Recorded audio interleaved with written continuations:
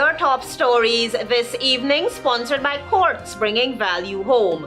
PPPC government doing big business with sanctioned U.S. company.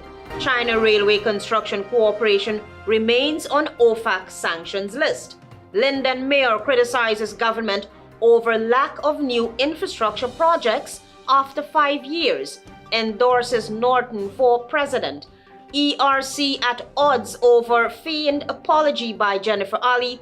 Leaked video shows no remorse for her actions. And AFC unveils additional transformation projects planned if elected to office. HGP Nightly News begins now.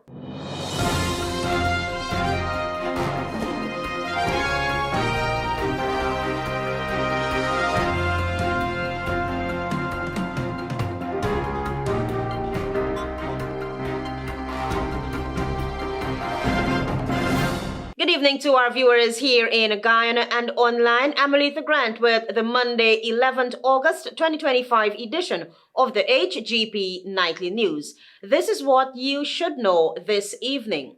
The People's Progressive Party Civic is doing big business with a Chinese company that has been sanctioned by the United States since 2019 and 2020. The government, however, does not appear to be worried about the possible implications of its actions. Travis Chase reports. The Aan Ali-led administration seem not to be bothered by the fact that they are still conducting multi-billion-dollar business deals with United States-sanctioned China Railway Construction Corporation. General Secretary of the People's Progressive Party Civic and the country's sitting Vice President Bartica is quoted in another section of the press as saying that, no, Guyana has nothing to worry about.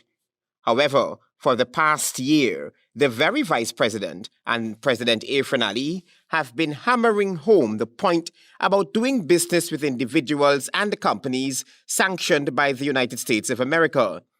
China Railway Construction Corporation Limited was sanctioned by the World Bank in 2019 for fraud and corruption.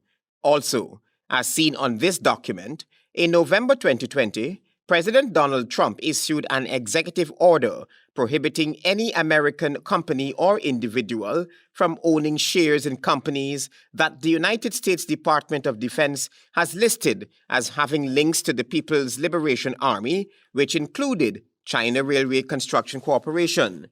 China Railway Construction Corporation is OFAC sanctioned.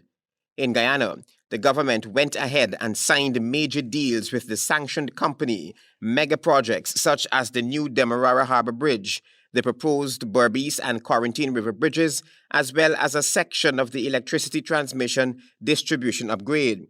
The Guyana government wants its citizens to believe that the sanctions imposed on China Railway constructions are totally different from sanctions imposed on others in Guyana. For the United States, it continues to remind non-U.S. companies of requirements to comply with U.S. sanctions and export controls. Several Chinese companies are currently leading a number of projects in Guyana. These include the extension of the second phase of the East Coast Demerara Road project, the building of the new Demerara Harbour Bridge, Jovera Park, and the construction of 6 regional hospitals. The U.S. Defense Department in 2019 released a list of 20 companies, including CRCC, allegedly owned or controlled by the Chinese military or People's Liberation Army. The list was mandated by a 1999 law which gives the president the option of imposing the International Emergency Economic Powers Act penalties against listed firms. Travis Chase, HGP Nightly News.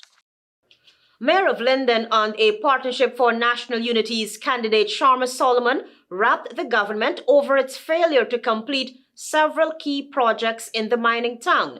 Solomon was addressing hundreds of supporters who gathered in Wisma for a political rally ahead of the upcoming general and regional elections. Marvin Cato has that story.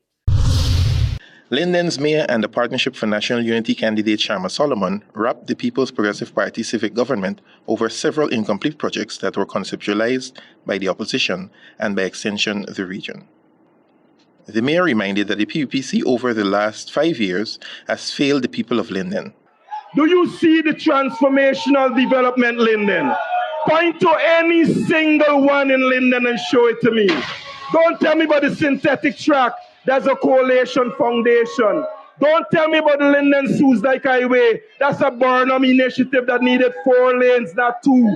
Don't tell me about the Wisma Bridge. That is a coalition concept. Solomon, in full form, articulated his displeasure at the rate of development, or lack thereof, that his township has experienced over the last 5 years. He pointed to the education sector, citing ongoing challenges. Check the Bamia Primary School and you'll see what we're speaking about.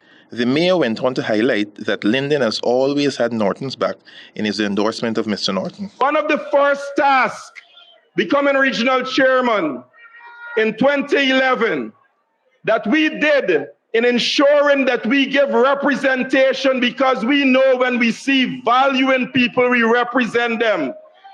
It was to take Aubrey Norton to Parliament. We remember when he didn't make Parliament, we took a bus from Lynden, 34 of us. We went down and we stood with the leadership of our party, as we do now, and say that Aubrey Norton on the 1st of September deserves to be our president.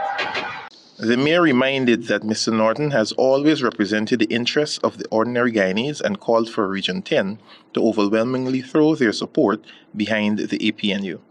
This is Marvin Cato reporting for HGP Nightly News. A racist rant that went on for several weeks before it caught the attention of the Ethnic Relations Commission may just receive a pat on the back, as members of the commission remain at odds over the incident. Here is more. Several sections of society are outraged over the Ethnic Relations Commission's handling of the case involving Jennifer Ali. Back in June, the Ethnic Relations Commission said it had opened a formal case against Jennifer Ali, who took to Facebook and directed some of the most vile, racist, reprehensible comments at the late Adriana Young and her grieving family. It is apparent that the ERC wanted Ali to publicly apologize, but between June to August, the public has heard nothing from the ERC about the case. A high-ranking source told Nightly News that Ali made contact with the ERC and issued what many believe was an insincere apology. The ERC has not yet released the video because some commissioners are at odds. Some commissioners at the time believe that the video should have been released, while others saw the apology as sincere but feigned. I hope this message finds you well. To whomever my Facebook comments and posts have offended, I apologize. The intent was never there. We all have different viewpoints. We all decipher messages differently. But at the end of the day, we should take responsibility for the things we say. And this is me taking mine. Thank you. The commission at the time of the racist comments by Ali said it was appalled that during a time of mourning, such vile and hateful expressions were publicly shared, further inflicting pain on a family already burdened by tragic loss. These actions violate the basic standards of decency and mutual respect that are essential to maintaining harmony in our multi-ethnic society, according to the ERC. Most recently, performer Daniel Wharton, called Baby Skello, was charged over a song that was seen as blasphemous of a Hindu goddess, and he was remanded to prison. On May 8th, the ERC condemned the song released by Skello, which it said depicted the Hindu goddess Lakshmi in a vulgar, sexually explicit and blasphemous manner. Skello later publicly apologized, but was still hauled before the courts.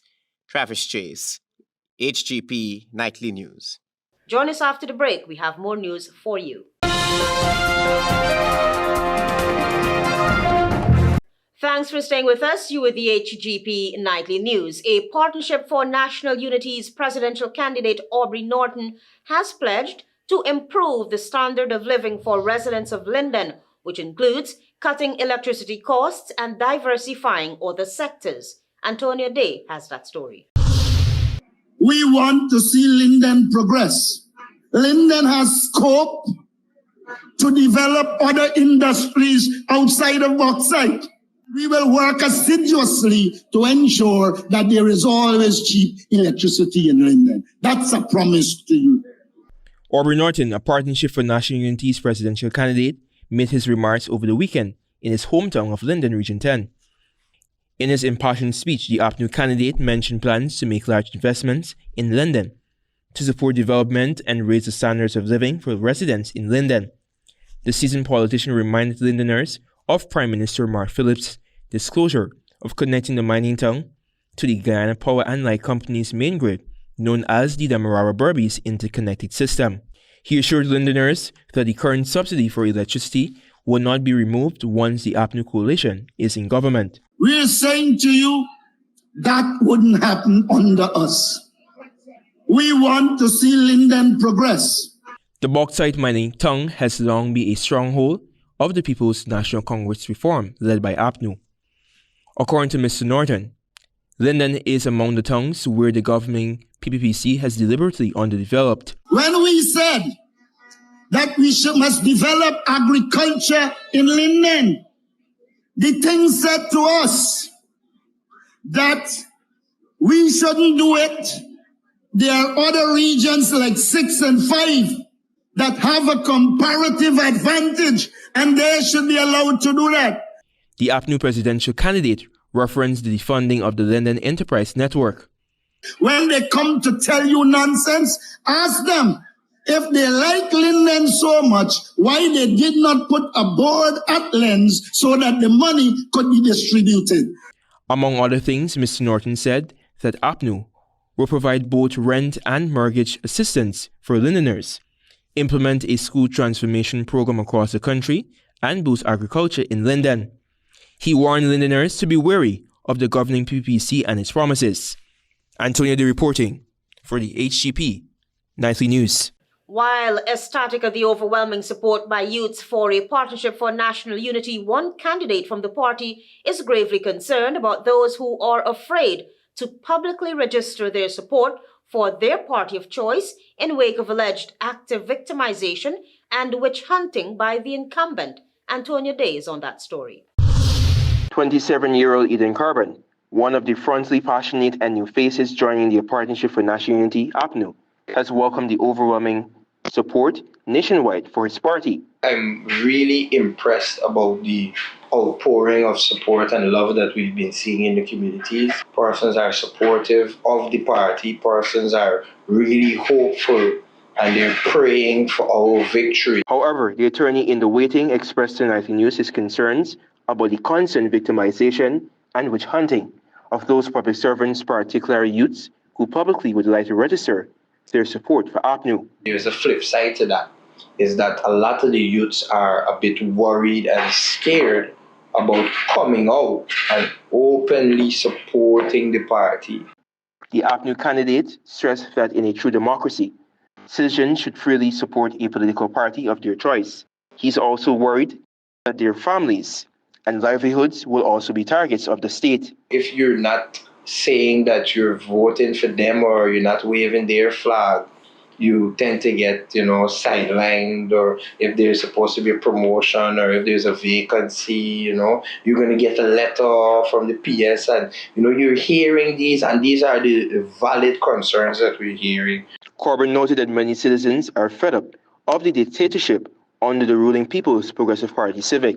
The support that we've been getting has been pure, genuine support, where persons are just genuinely tired and exhausted in living with this, and it's not just one particular people, it's persons from all different ethnicities, persons from all walk of life. Corbyn, who is a known youth advocate, noted that since he entered the political race, he has received heartfelt congratulatory messages from friends and acquaintances who are partisan and non-partisan, including those from the incumbent. In this context, he noted that this is a clear indication that Guyana is gradually achieving political maturity. The former youth parliamentarian is adamant that in order for Guyana to progress, society must adopt a sense of political maturity, as condescending politics should be the thing of the past.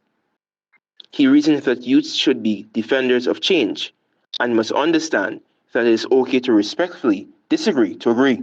Curtin, who is known for his concise delivery, said that the incumbent must understand that the dogma of leadership does not entail entitlement and manipulation.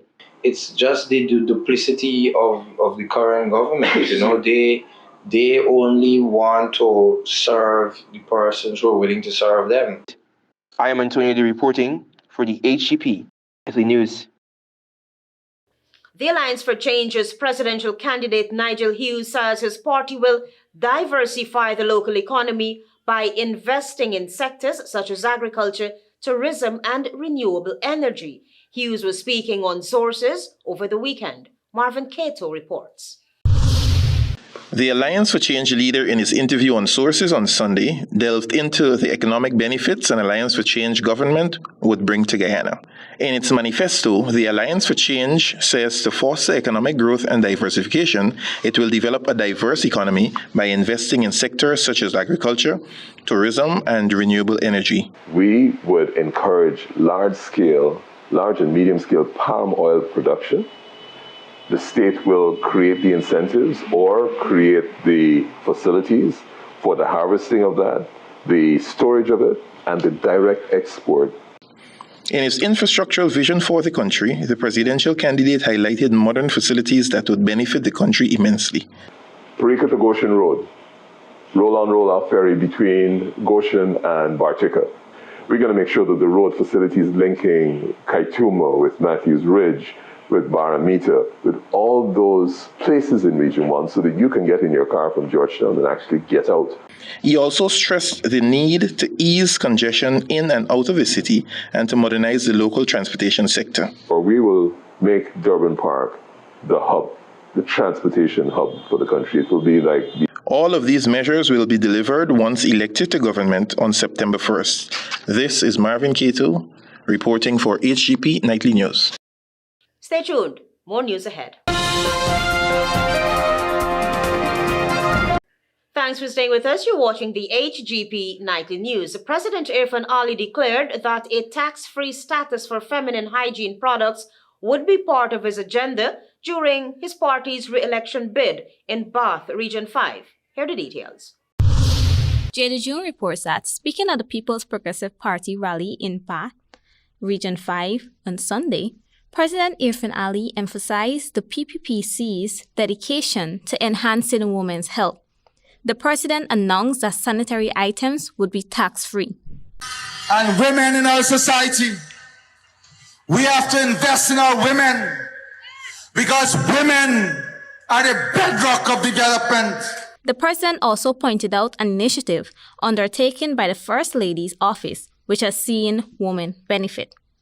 We started a program under the First Lady office, ending period poverty, giving young women sanitary supplies for a year.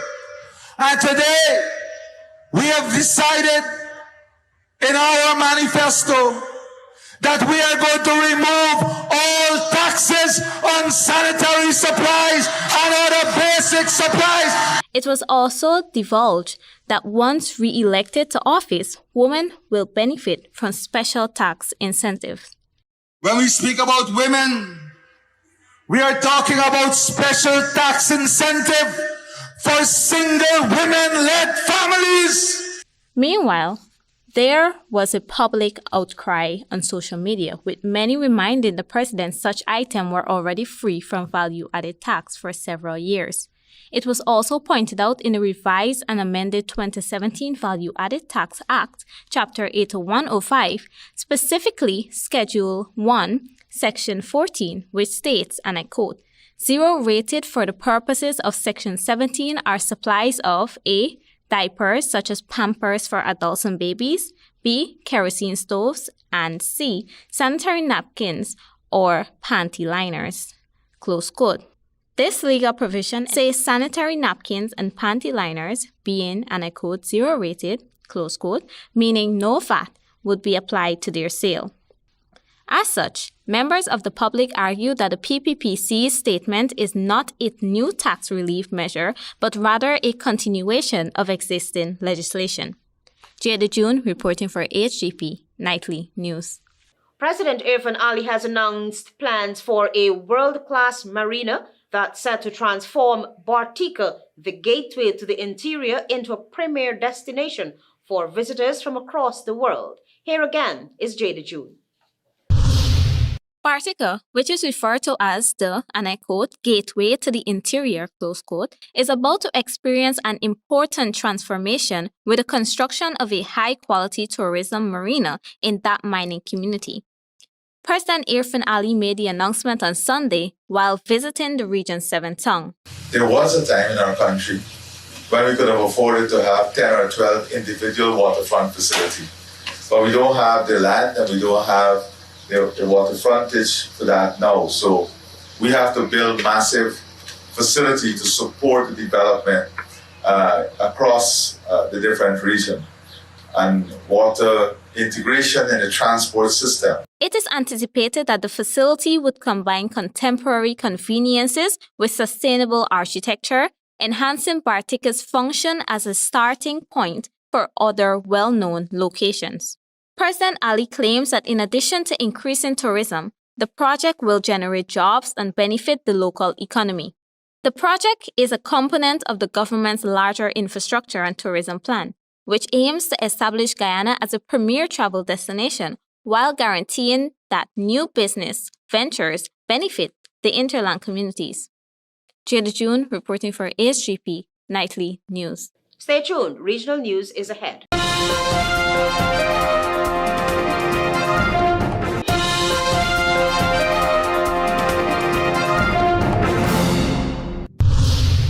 Good evening and welcome to Monday's edition of the Regional News, starting with news in Jamaica.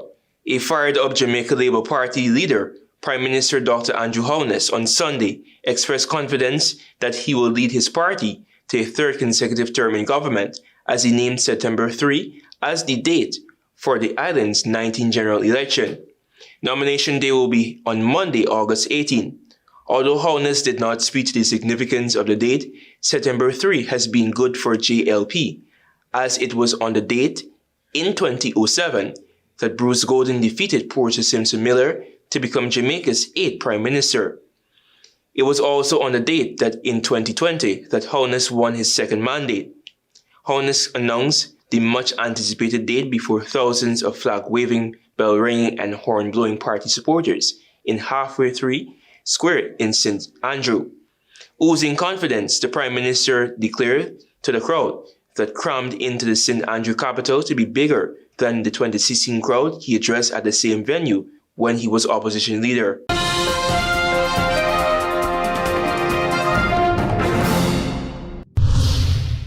Over to news in Colombia. Miguel Uribe, a Colombian senator and presidential hopeful who was hospitalized after being shot at a campaign event more than 2 months ago, has died, his wife announced on Monday. Uribe, 39, a potential presidential candidate from the right-wing opposition, was shot in the head during a rally in Bogota, Colombia's capital, on June 7. The hospital where Uribe was being treated, the Santa Fe de Bogota Foundation, said that the senator died in the early hours of Monday morning. On Saturday, it was warned that he was in a critical condition due to a hemorrhagic episode in the central nervous system. I asked God to show the way to learn to live with you, Maria Claudia Tarazona, Uribe's wife, wrote on social media. Rest in peace. I will take care of our children. Ivan Duque Marquez, Colombia's president from 2018 to 2022, paid tribute to Uribe, saying that terrorism had snatched from the country an upright and transparent leader. End of quote.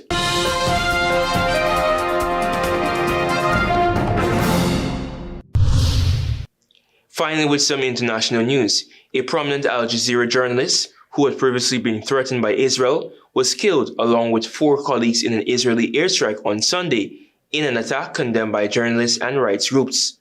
Israel's military said it targeted and killed Anas al-Sharif, alleging he had headed a Hamas militant cell and was involved in rocket attacks on Israel. Al Jazeera, which is funded by the Qatari government, rejected the assertion, and before his death, al-Sharif had also rejected such claims made by Israel. Anas al-Sharif and his colleagues were among the last remaining voices in Gaza, conveying the tragic reality to the world, Al Jazeera said. Al-Sharif, 28, was among a group of 4 Al Jazeera journalists and an assistant who died in an airstrike on a tent near Al-Sharif Hospital in eastern Gaza City, Gaza officials said, and Al Jazeera said. An official at the hospital said that 2 other people were killed in the strike. A 6th journalist, Mohammed Al-Khaldi, a local freelance reporter, was also killed in the strike, medics at Al-Shifa Hospital said on Monday. Calling Al-Sharif one of Gaza's bravest journalists, Al Jazeera said that the attack was a desperate attempt to silence voices in anticipation of the occupation of Gaza. Thank you for watching. I am Antonio Day. Goodbye for now and be safe.